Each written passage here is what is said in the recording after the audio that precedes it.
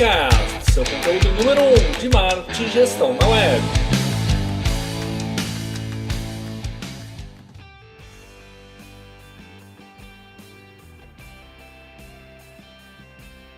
Estamos hoje aqui para fazer o terceiro episódio do Coachcast.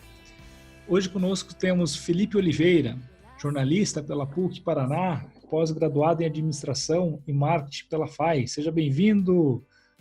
Muito obrigado, Conte. Obrigado pela oportunidade da gente trocar conhecimento, trocar experiências. É fundamental que a gente tenha isso hoje em dia no nosso mercado e aproveitando essas tecnologias e também novas plataformas, né, para a gente alcançar um público que há algum tempo atrás dificilmente alcançaríamos, né? Mas a gente vai falar mais sobre isso hoje.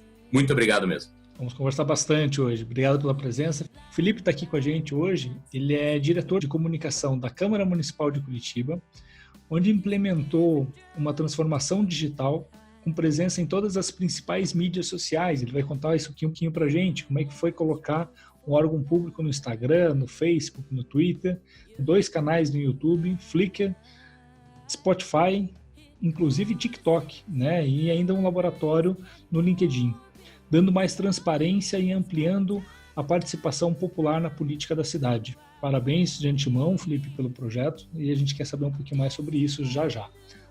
Felipe é também supervisor dos cursos de gestão de mídias sociais do Centro Europeu e lançará agora em 2021 o curso de marketing digital. É colunista da Tribuna do Paraná, onde escreve sobre educação política de maneira direta, com linguagem acessível e didática. Tem 11 prêmios acumulados na carreira acadêmica e profissional, com destaque para o Top Mega Brasil 2020, na categoria Comunicadores do Serviço Público, primeiro lugar na região sul e segundo lugar geral brasileiro. Vai contar um pouquinho para a gente também como é que foi essa premiação. Eu tive a oportunidade de participar desse prêmio com você, de votar, e fiquei muito feliz com esse prêmio duplo, esse grande reconhecimento pelo grande profissional que você é. E o mais importante, talvez, de todo esse currículo aqui, né? O Felipe, ele é marido da Mar e pai do Nico. Eu acho fantástico isso, parabéns. Eu conheci o Felipe há cerca de 1 ano, tá, pessoal? É um amigo recente, mas aquele amigo que chega na vida da gente para fazer diferença, né? A gente teve a oportunidade de participar num hackathon da Universidade Positivo, mais ou menos 1 ano, acho que dezembro do ano passado, né, Felipe? Exatamente, acho que em novembro do ano passado. E com tantas afinidades, né, tantos interesses e objetivos em comum, naturalmente nós nos tornamos amigos, né, nos tornamos parceiros de negócio e estamos aí juntos numa caminhada para fazer uma série de coisas. Trabalho junto com o Felipe no Centro Europeu, onde eu também dou aula, né, o Felipe é coordenador do curso de gestão de mídias sociais, onde eu ministro alguns módulos, e a gente vem fazendo esse bate-bola praticamente aí semanal e diário nas redes sociais. E quando eu pensei em montar o Coachcast, não podia ficar de fora já dessa primeira temporada, trazer o Felipe para cá, que, como vocês viram no currículo dele, é um grande comunicador, tem uma experiência muito legal. Ele vai contar um pouquinho da sua história, da sua jornada como comunicador, como jornalista, e tem tudo a ver com o que a gente vai discutir aqui hoje, que são os desafios da comunicação diante da sua digitalização, né? Ou seja, os impactos que a digitalização causa na comunicação, que vai naturalmente criar novas mídias, vai criar novas práticas, vai tornar algumas obsoletas, né? E vamos olhar isso então do ponto de vista de comunicação, como essas mídias estão trazendo facilidades, vantagens e também algumas complicações, ou pelo menos alguns trabalhos extras que não existiam antes, né? Então, Felipe, por favor, com você a palavra. Conta um pouquinho da tua jornada e a gente vai fazer esse bate-papo aqui com nossos ouvintes. Pô, que legal. Eu acho que o meu day one, vamos dizer assim, na comunicação foi quando eu peguei um dicionário e rasguei a página onde está escrita a palavra parar, né? Eu acho que foi fundamental isso e é verdade, eu fiz isso. Porque eu achei que a gente precisava sempre trazer algo de novo, não só para a nossa vida, mas também para a sociedade. E aí, numa trajetória já de quase 20 anos na comunicação, né? Me formei em jornalismo, depois pós em administração e marketing, sempre trabalhando na área. Eu vejo que a evolução da comunicação é exponencial e vai juntamente de acordo com a evolução da tecnologia. Isso é um fator que a gente sempre precisa ter em mente, Porque quando a gente olha para trás, a gente comenta coisas que nos parecem hoje absurdas, mas não fazem 50, 100 anos, elas fazem 5 anos, faz 10 anos. Então, eu acho que a trajetória na comunicação, ela precisa necessariamente de constante atualização, seja com cursos rápidos, livres, seja com leitura, né? As mídias sociais hoje nos permitem, e isso é fantástico, um conteúdo gratuito. E eu não estou falando só de um vídeo no YouTube ou um curso nessas plataformas que oferecem cursos. Eu estou falando de pessoas mesmo que entregam conteúdo, como você, Alexandre Ponte, gratuitamente para as pessoas. E é uma forma de estudar, é uma forma de analisar o mercado, é uma forma de estarmos antenados com o que está acontecendo e, principalmente, analisar quais são as tendências do futuro que vem pela frente. Então, dito isso, um pouco da minha jornada, eu sempre trabalhei na área, sempre trabalhei como jornalista. Lá atrás, eu me dava muito bem em matemática, né, na escola, notas altas, no vestibular foi muito bem. E quando eu falei para minha família que eu ia fazer jornalismo, todo mundo se assustou, porque achavam que eu ia para uma área que envolvia ou matemática mesmo, ou engenharia, enfim, algo que os cálculos estivessem presentes. Números sempre tive muita facilidade com eles.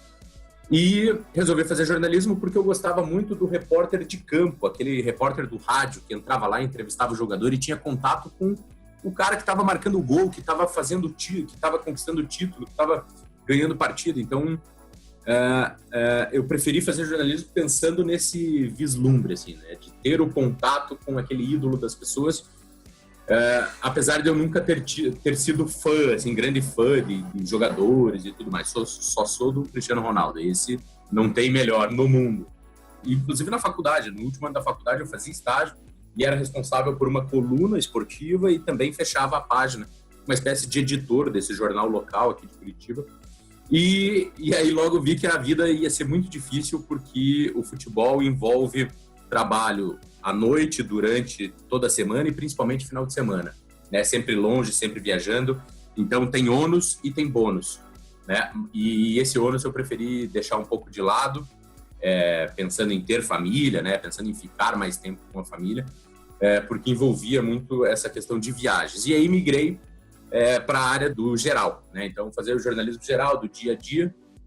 E aí passei por redações, trabalhei em TVs, rádios, revistas, assessoria de imprensa, portais de notícia, passei por diversas redações, até que eu fiz um programa de trainee na RPC, passei na seleção, fiz o programa, depois trabalhei na CBN, na Rádio CBN Curitiba, durante quase 7 anos. Fiz a coordenação de um projeto de Operação Verão da Rede Massa, durante um mês, em janeiro de 2015, e depois, em fevereiro de 2015, assumi a comunicação da Câmara de Curitiba com a promessa de revolucionar a comunicação. Na época, a comunicação estava muito pautada na assessoria de imprensa, na cobertura do dia a dia da Câmara, para matérias no site e de redes sociais. A Câmara tinha, na época, o Twitter e começando o Facebook. Então, aí a gente começa um grande projeto de transformação e presença digital, né, para que a gente divulgue a comunicação da Câmara, divulgue os atos públicos. Hoje a gente faz a cobertura de 100% dos atos da Câmara. Todos os atos públicos da Câmara são publicados no nosso site, divulgados na imprensa e também com posts nas mídias sociais. E como você disse na abertura, então hoje a gente tem, além do Twitter e a evolução do Facebook, a gente tem o Instagram, 2 canais no YouTube, o institucional, que faz a transmissão ao vivo, inclusive, de todas as sessões. Neste ano, nós criamos um canal exclusivo do YouTube para a transmissão das licitações e também lançamos, já há 1 ou 2 anos, o Spotify, uma série, né? A gente fez uma série com episódios, e este ano lançamos o TikTok, queridinho da garotada aí, justamente para a gente atingir esse público mais jovem que está chegando, que logo vai votar ou que está começando a votar, para que já tenha esse interesse e que saiba exatamente como é que funciona o Poder Legislativo, a Câmara Municipal e o trabalho dos vereadores. Então, um trabalho assim, amplo de comunicação focado no digital. E este ano também, né, não paramos, lançamos o novo site da Câmara, reconstruímos do zero, construímos mais de 300 páginas do zero e foi feito pela comunicação. em parceria com a informática deu o suporte e nós desenvolvemos as quase 300 páginas do novo site oficial, dando mais transparência, acessibilidade, mobilidade, uma independência do setor de TI, então não sobrecarregava o setor de TI, então a gente consegue desenvolver landing pages especiais, enfim, tudo que hoje a gente precisa para atingir o público, para dar mais transparência, para produzir mesmo conteúdo para a sociedade. Então a gente tem hoje mais mobilidade com esse novo site da Câmara de Curitiba. E, em paralelo, então, eu supervisiono os cursos de gestão de mídias sociais do Centro Europeu. Esse ano nós tivemos 3 turmas, inclusive para mim, uma grande surpresa, né? Fui convidado para assumir o curso em janeiro, então, uma experiência nova, nunca tinha supervisionado cursos. Eu fiz uma reestruturação, chamei professores novos, como você, Alexandre Ponte, muito obrigado por essa parceria. Chamei também outros professores que eu sei que estão participando aqui dessa série do podcast, como o José Nascimento, por exemplo. Então, assim, gente que é referência na sua área para ministrar aquele módulo. Tanto é que hoje o curso do Centro Europeu tem cerca de 20 módulos e quase 15 professores, 13 ou 15 professores. Então, você não tem um curso que tem um único professor que dá todas as disciplinas, né, ou todos os módulos. Eu busquei referências na área justamente para ministrar aquele curso, proporcionando para o aluno um modelo hands-on, né, de como colocar a mão na massa na hora, né, aliar a prática à teoria, e aí o profissional do mercado traz essa dimensão de como é na prática isso. Promover o networking, promover novos negócios. Então a gente tem hoje, por exemplo, uma aluna, inclusive te contando aqui em primeira mão, porque eu não tinha te contado, uma aluna do primeiro semestre, ela, depois da aula de e-commerce, ministrada por você, resolveu montar o e-commerce dela. E o projeto de conclusão de curso dela foi o e-commerce, que está estruturado com 5 produtos na prateleira e já vendendo. Olha que fantástico. Sensacional.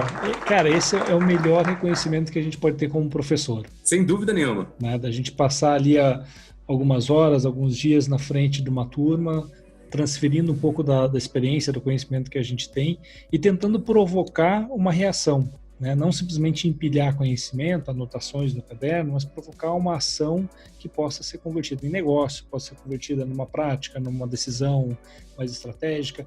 E eu tive contato com algumas dessas turmas já ao longo do ano e tem muita gente boa ali e com vontade de fazer, né? E saber que, puxa, é um projeto não só de conclusão de curso, mas prático, real, de negócio construído, né, num e-commerce, dentro das ferramentas que a gente olhou, estudou dentro do curso, é o melhor retorno que a gente pode ter aí como professor.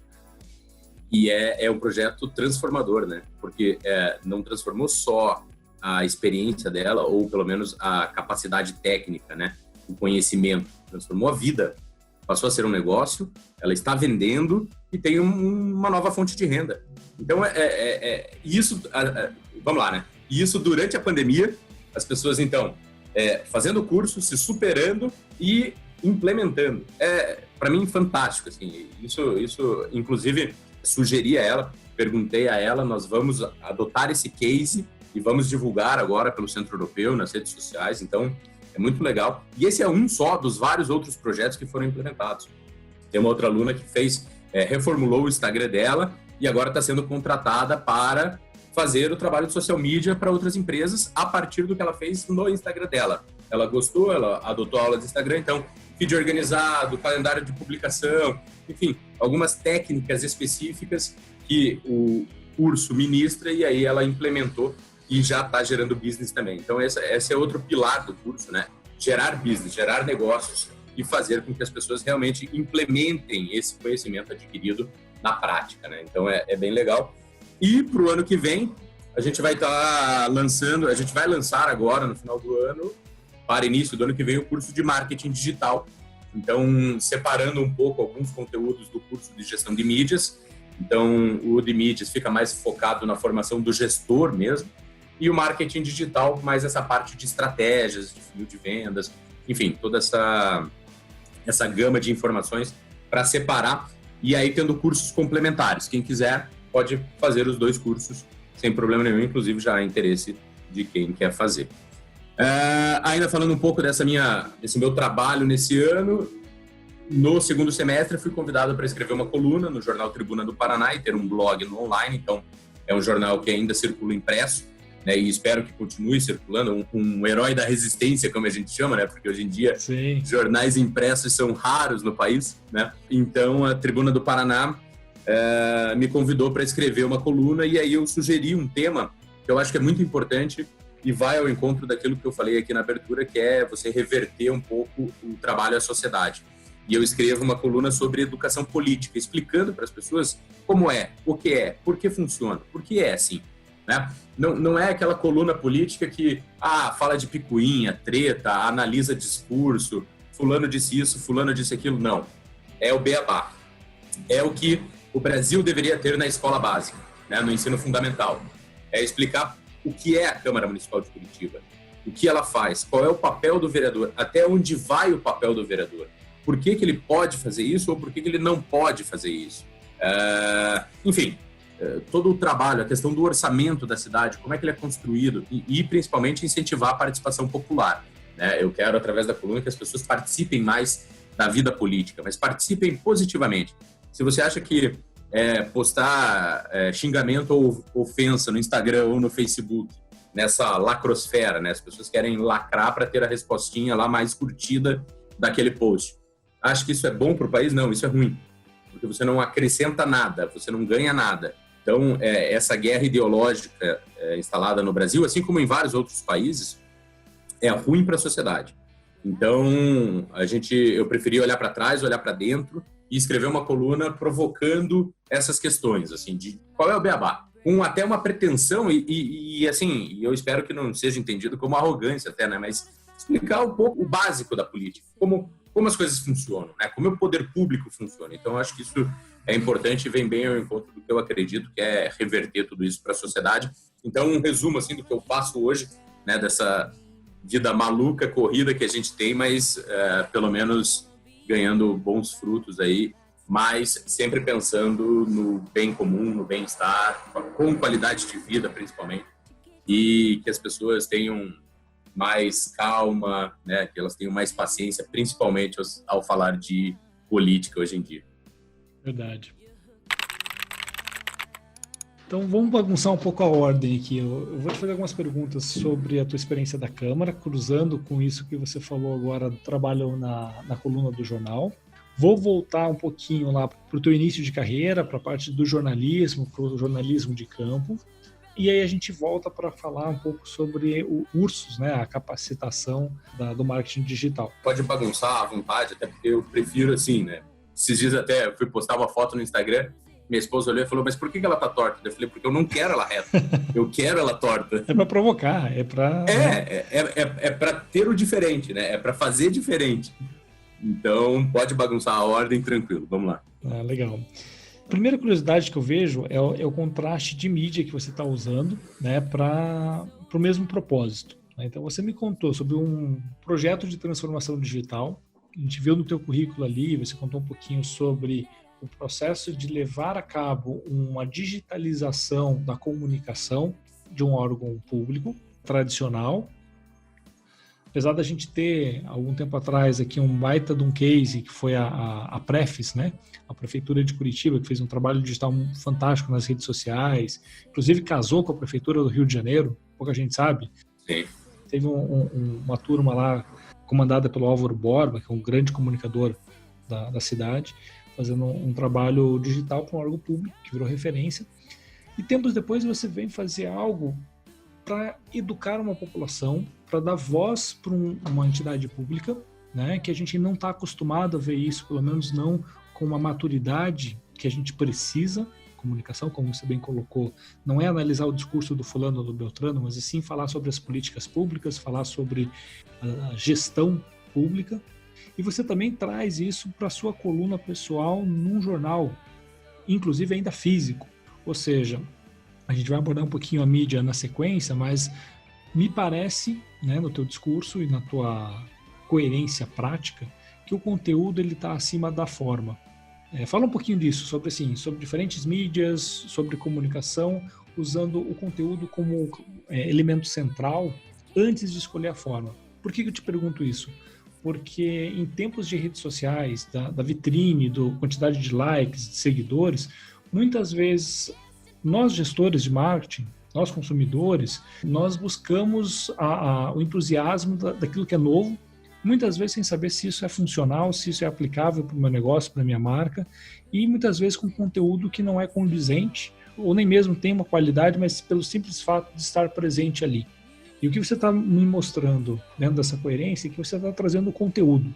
Aonde esse conteúdo vai aparecer? Peraí, aí eu vou estudar, eu vou olhar, mas primeiro eu estou construindo conteúdo que entregue uma relevância. E aí as mídias se tornam exatamente meios para propagar esse conteúdo. A partir de uma premissa minha, que é justamente reverter isso para a sociedade. Por quê? Eu sou funcionário público, né? Eu sou pago com dinheiro público, sou pago com o dinheiro dos nossos impostos, do teu dinheiro, do meu dinheiro, do dinheiro de quem está nos ouvindo. Perfeito. Então eu preciso reverter isso para a sociedade, né? Eu trabalho todos os dias com determinação, com vontade, para justificar o meu salário, porque ele é público. Não que na iniciativa privada você não faça isso, sim, você faz. Mas eu trago isso para que as pessoas pensem realmente no funcionalismo público como uma forma importante de desenvolvimento da sociedade. O serviço público ele foi criado para isso. Por quê? A origem do serviço público é justamente para oferecer a qualidade de vida para as pessoas. Esse é o ponto principal. Eu preciso, de acordo com o que eu penso, reverter isso para a sociedade. Então, eu trabalho primeiro de digital e também de outras ações que a gente tem na Câmara, mas muito mais voltado para o digital. E a coluna vem para complementar isso com um jornal impresso, que na verdade é uma coluna voluntária, eu não recebo absolutamente nada para ser colunista. É justamente para eu ter espaço, porque a imprensa hoje não oferece esse espaço, em sua grande maioria, mas para ter esse trabalho de consciência, de educação políticas para as pessoas.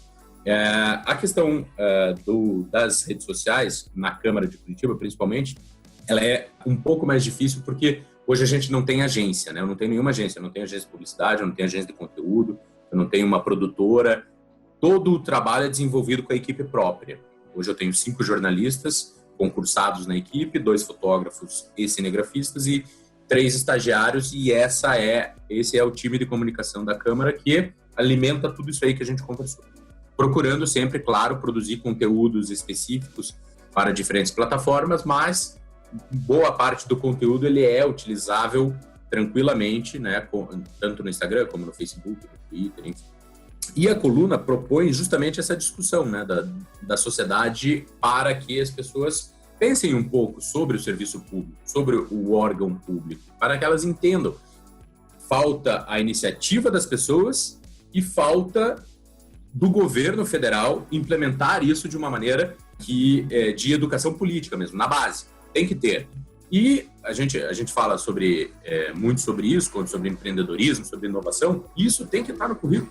O meu filho, 1 ano e meio, ele partilhava a tela do celular na televisão. Então, assim, a gente tem que melhorar essa grade de ensino básico e fundamental do país nesse sentido, da inovação, do empreendedorismo, da tecnologia e da política. Eu acho que é fundamental isso. E enquanto isso não acontece, a gente vai trabalhando, pelo menos em pílulas aí, para contribuir com a sociedade de uma maneira mais efetiva e mais assertiva, principalmente. Então vamos lá, né? Eu te dou parabéns como cidadão por ter em retorno todo esse trabalho. Deixa eu te fazer uma pergunta, Felipe.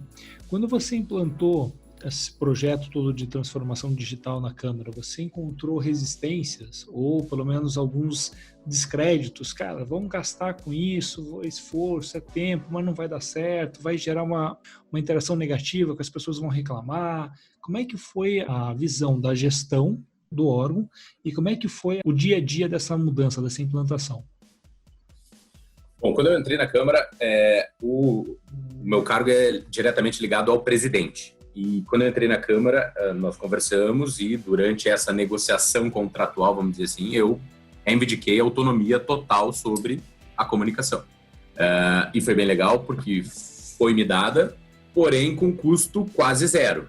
Então, de novo, sem agência, a gente não teve contratação, a gente não contratou mais funcionários, foi internamente. E aí, Essa transformação digital, ela foi gradual. As coisas foram acontecendo aos poucos, até porque eu preciso ter braço para ter presença digital. Quem trabalha com digital sabe que uma pessoa não dá conta de atualizar Instagram, Facebook, Twitter, YouTube, LinkedIn, TikTok, Spotify. Não tem como. Ainda mais de um órgão público que tem, em média, 10 eventos por semana. É um processo lento, até para ter a capacitação funcional, né? Então, não necessariamente os jornalistas concursados tinham aptidões necessárias para desenvolver todo esse trabalho, mas aí, com o tempo, a gente foi desenvolvendo. Então, em 2015, a gente melhora o Facebook, em 2016, a gente lança o YouTube, em 2017, 2018, a gente melhora o YouTube e lança o Spotify, e assim vai, e assim a gente foi desenvolvendo as plataformas. Então, é todo um trabalho na posição de gestor de comunicação. Primeiro, de ter autonomia com a administração, com a presidência, obviamente alinhando diretrizes de acordo com a gestão e trabalhando o convencimento da capacitação dos funcionários para desenvolver as atividades. Então, a gestão de equipe também foi super importante nesse sentido. Uma equipe que topou desde o início e topa até hoje diversas iniciativas, como dancinha no TikTok, para poder levar ao público a informação. Você citou o caso da Prefis. Não adianta eu manter uma comunicação sisuda, porque eu não vou atingir o jovem hoje em dia. Então, o que eu procuro adotar hoje nas mídias sociais? Cada ferramenta de acordo com o seu público. Utilizamos materiais repetidos em outras ferramentas? Sim, porque a gente não tem tanto braço. Mas sempre tem um foco. Então, hoje o nosso foco de divulgação nas redes sociais é o Instagram e o YouTube. Então, o YouTube faz as transmissões ao vivo e, até pela funcionalidade, armazena todos os nossos vídeos. Os vídeos institucionais, os vídeos de cobertura de algum evento específico, próprias transmissões. E o Instagram para divulgação, para enquetes. Recentemente, a gente fez uma enquete no Instagram. A gente tinha 3 mil seguidores. Ou seja, muito pouco perto da importância que a Câmara merece e que a sociedade precisa dar à política. Mas com uma enquete que a gente fez sobre a possibilidade de reabertura das escolas durante a pandemia, desde que respeitando todos os protocolos atuais de segurança, a gente teve 50% a mais do número absoluto. O engajamento, mais de 7 mil pessoas responderam à enquete. A gente passou a ter 5.500 seguidores da noite para o dia. Então, um crescimento aí de 50% da noite para o dia, que é uma coisa que poderia ser melhor, se as pessoas se interessassem mais pelo conteúdo, e a gente está sempre em constante avaliação. Como é que a gente faz para tornar esse conteúdo atrativo, mas manter essas premissas, né, de educação política, da informação oficial, do trato institucional do órgão público. Então, é sempre esse equilíbrio que a gente precisa ter, diferentemente do que a Prefis fez, que foi um case realmente muito marcante e acabou abrindo, expandindo esse horizonte, né, da fusão do humor com a política para a sociedade. A gente adota um outro posicionamento, de não tanto humor, né, mas uma linguagem mais descolada, uma linguagem mais simples, cores mais vivas, enfim, diálogo aberto com a sociedade, tanto para críticas quanto para elogios, mas estando presente nas mídias sociais para transparência e participação popular. O que me chama a atenção no teu discurso é a construção disso ao longo do tempo. Então, assim, dentro de uma limitação de recurso, de braço, como você disse, você foi trabalhando ao longo do tempo uma escadinha de uma nova mídia, um novo trabalho, uma nova comunicação. E acho que esse é o principal trabalho do gestor, organizar o recurso que ele tem à sua disposição para servir ao seu objetivo. Muitas vezes o gestor vai com muita sede ao pote, quer fazer de tudo e não consegue fazer nada. Porque falta braço, porque não dá tempo de fazer, porque não tem recurso, né? Então, assim, tem aquele planejamento genial, vou fazer tudo isso, mas na operação acaba pecando. E acho que essa consistência de ir aprimorando, e aprendendo e desenvolvendo passo a passo de cada vez garante um sucesso continuado, né? Sem dúvida. E eu tenho um ponto fundamental, porque, assim, é a Câmara que cria as leis da cidade. Então, eu preciso ter uma cobertura disso no site oficial. Eu não posso deixar o site de lado e só trabalhar a rede social, porque eu não sei o que vai acontecer com a rede social daqui 5 anos, daqui 10 anos. Eu não garante que aquela informação vai estar lá presente oficialmente. Né? Snapchat foi um boom, sumiu e agora parece que está querendo voltar. Orkut, você tem diversas ferramentas que o conteúdo desaparece, o conteúdo some. Ah, mas você pode baixar, sim. Quantos posts, quanto tempo eu vou levar para baixar esse conteúdo que está lá naquela rede social? E o simples fato de que não está na tua mão, está na mão de um terceiro. Isso, Né? Então, exatamente. Hoje ele existe, amanhã não existe mais. E depois? E aí? Queria que você me contasse um pouquinho agora, Felipe, sobre essa evolução do jornalismo, da comunicação, do Felipe. Né? Você me contou um pouquinho da tua jornada profissional, das tuas experiências, mas como é que a tecnologia e as diferentes mídias figuraram nessa sua evolução? Eu acho isso fundamental. Eu vou responder sobre 2 óticas. Primeiro, na questão do trabalho, né? Então, eu até lembro de uma passagem. Uma época eu trabalhava na Rádio CBN, eu era repórter da Rádio CBN aqui de Curitiba, e eu fui escalado para cobrir uma operação verão. Ou seja, Felipe, você vai para o litoral e tudo que acontecer nos municípios do litoral no período de dezembro, janeiro e fevereiro, ali um pouco antes do Natal, dia 20 de dezembro, até o Carnaval, você cobre. Em 2007, a primeira vez que eu fui, eu levei um gravador de fita, né? E eu tô falando faz 10 anos isso. Não faz 30, 40 anos. Há 10 anos eu levei um gravador de fita e para mandar a sonora, que a gente fala que é o trecho da entrevista, eu precisava dar o play no gravador, no telefone celular, pro rapaz aqui do estúdio receber o áudio para eu poder veicular na rádio. Ou seja, é uma demora absurda. Se tivesse o WhatsApp, tudo seria mais fácil. Então a tecnologia vem para facilitar o nosso dia a dia. É para encurtar a distância mesmo. Só que cabe a cada um identificar o melhor uso dela, né? E aí é importante também a gente pensar nesse ponto. Hoje você tem a possibilidade com o meu telefone celular, o primeiro que eu levei, tirava uma foto que era, sei lá, em 16 bits a foto. Hoje qualquer um tem um vídeo em 4K no telefone celular, sabe? E com facilidade de pagamento. Eu costumo dizer que hoje a gente compra celular pela característica da câmera, pela qualidade, apesar da maioria das pessoas não saber fazer conta de megapixel, saber o tamanho do arquivo que essa fotografia vai ter. Sim. Mas no dia a dia a gente evita de usar a resolução máxima, porque a gente descobre que o arquivo vai ficar gigantesco e vai ocupar espaço demais na memória do celular e, puxa, eu vou ter menos fotos para armazenar. Então eu compro um celular com 18, 22, 25 megapixels, mas eu coloco ele em 12 para poder ter mais fotos no celular. É curioso isso, né? A gente compra pelo status, pela melhor performance tecnológica, mas o nosso comportamento porque não precisa talvez mais do que isso para aquela foto corriqueira. Eu não vou imprimir isso aqui e colocar num grande formato. Até porque a memória importa, né? Também. Exatamente, eu preciso ter mais registros gravados do que ter registros com uma resolução em Full HD, o vídeo em 4K, mas aonde eu vou exibir ele em 4K? Ele precisa estar em 4K? Né? Exatamente. E traz essa facilidade, né? Então, se eu tivesse um telefone celular, nossa, a cobertura seria muito mais fácil.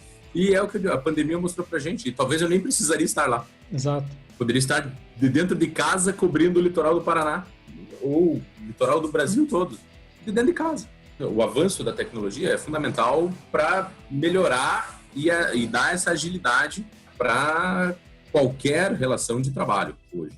Todo mundo usa telefone celular e você tem o WhatsApp, mas tem muitas corporações utilizando o Telegram justamente para sair desse canal de comunicação e as pessoas não confundirem o grupo da família, o dia a dia, e não dispersarem a atenção, né, no uso laboral. Mas eu acho que é importante também a gente pensar no uso pessoal. Se você não colocar uma rotina de desligar o telefone celular ou pelo menos se afastar do telefone celular, você continua fazendo o que você quer fazer. a inércia mantém em movimento. Eu continuo trabalhando. Mas eu vejo também, Felipe, que assim, eu sou um que já fazia home office já há um bom tempo. Sempre gostei de trabalhar em casa, já tive empresa trabalhando em casa. Mas recentemente, às vezes, quando a coisa estava um pouco mais corrida, eu falava para o meu diretor, olha, vou desaparecer do radar por 2 dias, só tendo você e mais ninguém. Então vai chegar a reclamação que não consigo falar com o Conte sumiu. Baixei a porta do marketing e vou trabalhar 2 dias em casa. Por quê? Porque não tenho ruído, não tenho ninguém chegando na minha mesa pedindo alguma coisa. Aquela coisa de você focar e performar a entrega, né? Cara, isso é fantástico. Vinha para casa, trabalhava e pá. A questão é que eu continuo fazendo exatamente isso em casa, minha esposa também e meu pequenininho de 2 anos também, né? Então, tá todo mundo dentro do mesmo ambiente. Claro que você passa a ter uma sobrecarga de tarefas, que você tem que cuidar da casa, você tem que cuidar do almoço, você tem que cuidar do filho. Eu sou professor, então eu também dou aula de casa hoje. Então sobrepõe isso com mais pessoas tendo outras responsabilidades em paralelo. Mas o que pouca gente discute, e olha que a gente está indo para o 9º mês de pandemia, de isolamento, de lockdown, chamado como for, nós estamos vivendo uma crise. Mais ou menos severa, já foi pior, está melhorando, vai ser pior, não é esse o ponto, não é a visão econômica, mas é o fato de que estamos vivendo uma crise. Eu trabalho com marketing, eu preciso fazer com que a minha empresa tenha uma performance de venda, e vai vender para alguém que não está preocupado em comprar, porque ela está preocupada em manter a folha de pagamento e não quebrar. E como é que eu trago resultado nesse cenário? Isso é crise, é difícil. E eu naturalmente passo a trabalhar mais tempo porque eu tenho que resolver problemas que não existiam antes da pandemia. E de repente, vem uma pandemia para tudo e o que eu faço? Não sei. Meu parceiro também não sabe, o cliente também não sabe, o concorrente também não sabe. Né? Então, eu acho que tem uma sobrecarga de trabalho em função da crise. Só que a crise está num 2º, num 3º plano, porque a gente fala sobre a saúde, a gente fala sobre a economia, a gente fala sobre a situação de pandemia, mas não é só trabalhar em casa porque o meu filho está em casa e não está indo para a escola, ou porque tem uma doença lá fora e eu não posso sair para me proteger. É o fato de que eu tenho que fazer o negócio da minha empresa funcionar no momento adverso. E eu vejo que nesse momento a gente teve um acúmulo de quem já fazia e fazia muito bem uma comunicação digital, porque a partir do momento que baixa a porta, a loja está fechada, as pessoas tiveram que se reinventar. Quem já estava bem posicionado, maduro e fazendo bem feito uma comunicação digital, intensificou ainda mais, e a gente viu excelentes trabalhos, que viraram case, alguns sendo premiados. A gente viu quem não fazia, passando a fazer, o que é muito bom, porque aumenta o tamanho do mercado, tanto de anunciante, tanto de profissionais, tanto quanto de consumidores. E também no meio de tudo isso, tinha quem fazia mal feito e continuou fazendo mal feito, e talvez até pior, porque simplesmente intensificou a carga e não conseguiu fazer melhor. E aí a provocação que eu faço, qual o papel de um curso de gestão de mídia social ou mesmo de marketing digital para as empresas e para os profissionais? Bom, está mais do que provado que as mídias sociais foram as grandes responsáveis por essa continuidade de diversos comércios que muita gente fecharia se não tivesse esse trabalho, seja esse trabalho virtual, vamos dizer, englobando tudo. Então, não só o trabalho de divulgação das mídias sociais para continuar vendendo como desce, mas também para e-commerce e delivery, ou fomentar o drive-thru, enfim, como foi possível as pessoas ou os comerciantes venderem produtos ou serviços nesse período. No início do ano, o LinkedIn divulgou uma pesquisa das profissões emergentes e o gestor de mídias sociais estava em primeiro lugar em janeiro. A pesquisa referente ao ano passado, o gestor de mídias sociais já aparecia em primeiro lugar, com um crescimento de 120% ao ano em média. Então, eu não tenho dúvida que isso também vai se repetir na pesquisa que o LinkedIn vai divulgar daqui a alguns dias, que o gestor de mídias sociais vai ser a profissão mais procurada. Né? Ou se não for a principal, vai estar entre as 3 com certeza. Até porque das 15 principais, 13 tinham relação ou com a comunicação e marketing ou com TI, que é justamente a transformação constante que a gente vive na sociedade, são as principais áreas numa ebulição assim fantástica. Estão envolvidas com isso, né? Muito bom. Sem dúvida. E são todas atreladas, né? Então é fundamental. E assim, e esses cursos, como eu até falei no início, né, a gente procura promover negócio. A gente quer gerar business. Eu citei alguns casos, tem outro caso também de 2 pessoas, uma empresária que estava fazendo o curso para entender o que ela precisava para contratar.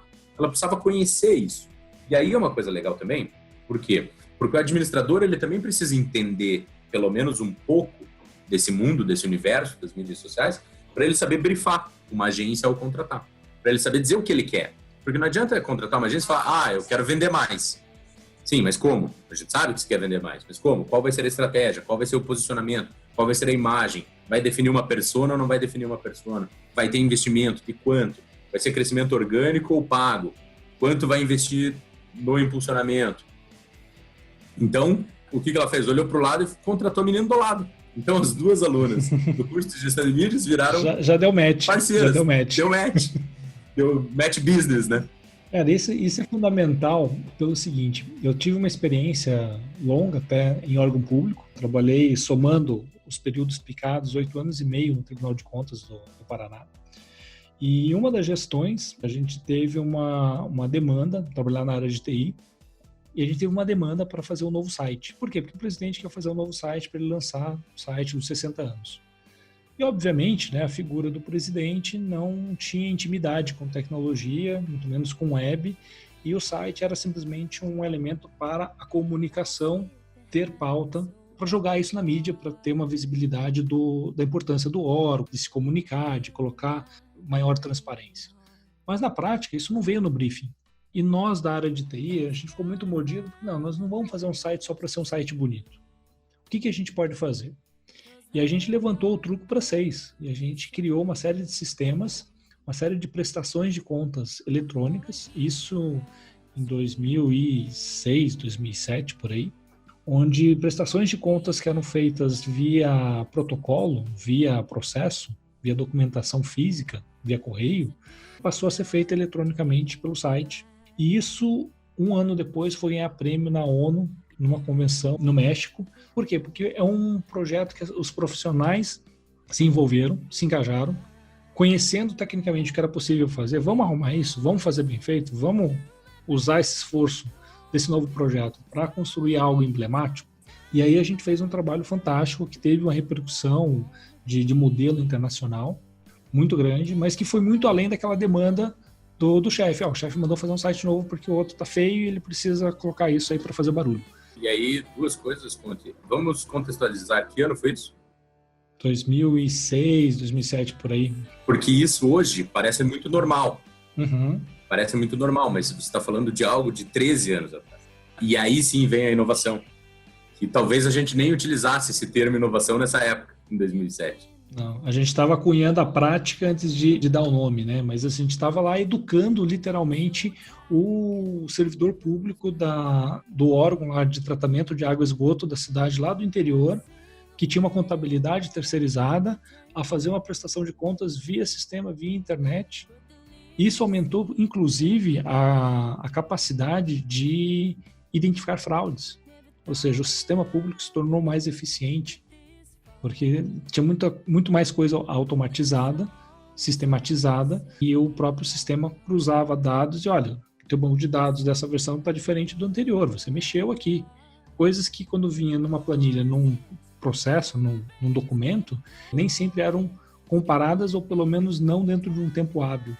Então, são vantagens que a tecnologia vão trazendo ao longo do tempo. Tem mais um ponto nesse case que é fundamental. Nós somos gestores e somos também colaboradores, certo? Porque nós somos líderes de uma equipe, mas também respondemos a superiores. Que é alguém te pautar ou pedir 10 e você entregar 12. Você entregar 13. Exato. Você entregar a mais. Você não precisa sempre entregar a mais. Mas fazer a diferença em momento crucial... Mas é subir o sarrafo. Subir o sarrafo, perfeito. Sobe a régua. Porque não precisa estar ali no limite. Se você entregar 10, você vai ser um colaborador bom. Mas você pode ser ótimo. Exato. Você pode ser excelente. E vai depender desse momento, né? Desse momento.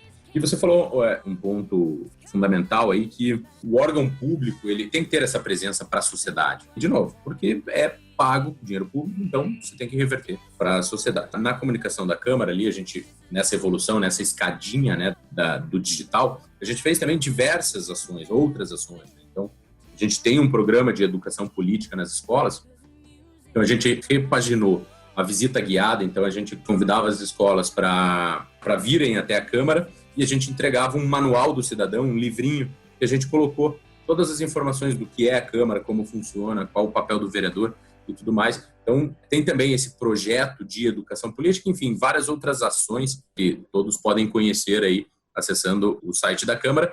E eu continuo justamente porque o trabalho sempre foi técnico e sempre foi entregue da melhor forma possível, talvez até superando as expectativas. Mudou presidente, mudou partido político no poder, mudou grupo político no poder e a comunicação da Câmara continua comigo ali na liderança, justamente porque a gente desenvolveu todo esse serviço dando o protagonismo que a Câmara merece. Perfeito. E é o que a gente precisa como cidadão.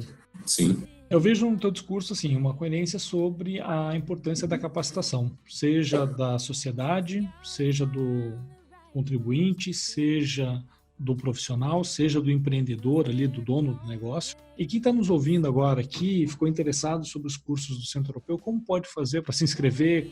Quando teremos novas turmas? Conta um pouquinho para a gente. Isso. Bom, já estão abertas as inscrições para os cursos de gestão de mídias sociais do ano que vem. E aqui, rapidamente, contando uma passagem, no primeiro semestre a gente teve uma aluna do México. No segundo semestre a gente tem uma aluna do Paraguai. Então, o online abriu essas portas para todo o Brasil. Inclusive, de marketing digital, também há uma possibilidade de ele ser híbrido, né? De ele ser parte presencial e parte online. Estamos estudando ainda, mas muito provavelmente já seja lançado agora para o início das aulas por volta de fim de fevereiro, início de março do ano que vem. Mas só me procurar aí, Felipe Oliveira, nas redes sociais, aí a gente conversa, troca uma ideia para a gente poder direcionar melhor o curso. Conta pra gente aí o que você está consumindo de seriado, de filme, de livro, né, que conversa um pouquinho com esse nosso tema. O que você tem de referência para passar para o nosso ouvinte? Vamos lá. Uma série que eu achei fantástica foi Scandal. Inclusive, a protagonista ela é baseada na especialista de gestão de crise Judy Smith, que foi chefe de gabinete da Casa Branca no governo Bush. Então, quem gosta desse tema aí de política, gestão de crise, comunicação, marketing, vale muito a pena. Outra série fantástica também é Last Dance, que conta a trajetória do Chicago Bulls. E por quê? Não pelo basquete, mas ele tem diversos elementos de gestão. Então, primeiro, o técnico. Como é que ele liderava essa equipe de estrelas que recebiam milhões de dólares, que eram celebridades no mundo, e como é que ele conseguiu manter e elevar o padrão para continuar conquistando títulos. Esse trabalho de gestão de equipe, na ótica do técnico, é muito boa. Também, como é que você faz para se superar? Porque o nível da NBA é altíssimo. Então, como é que o jogador projeta a melhoria na mente e implementa isso na prática com o físico? Né? Como é que você trabalha corpo e espírito, corpo e mente? E uma série que a gente assistiu aqui em família, inclusive, durante a pandemia, que foi muito legal, até para daí dar aquela acalmada, aquela relaxada antes de dormir, Modern Family. São 10 temporadas da Netflix, que é muito legal, recomendo a todo mundo para dar aquela espairecida, assim, antes de dormir, sabe? Desliga, larga o celular, assiste Modern Family e vai dormir, que não vai se arrepender. Muito bom, muito bom. Boas referências aí, já dá para encher a timeline do Netflix e aprender bastante com a ficção, que tem muito de realidade, né? Felipe, muito obrigado pela presença, muito obrigado por aceitar o convite, muito obrigado pela aula e pela história. Parabéns pelo excelente trabalho que você vem fazendo na Câmara, no Centro Europeu e também na Tribuna, tenho acompanhado a sua coluna. Obrigado você, ouvinte, por estar aqui presente até o final de mais um ConteCast e até a próxima. Valeu, Conte. Obrigado, muito obrigado pela oportunidade. Espero que tenha sido à altura aí das expectativas de todo mundo. E para finalizar, como eu finalizo o meu currículo também, né? Quero agradecer a minha esposa Mar, meu filho Nico, porque a família é fundamental e é a base da minha vida. Lindo, parabéns. Ai, lindo!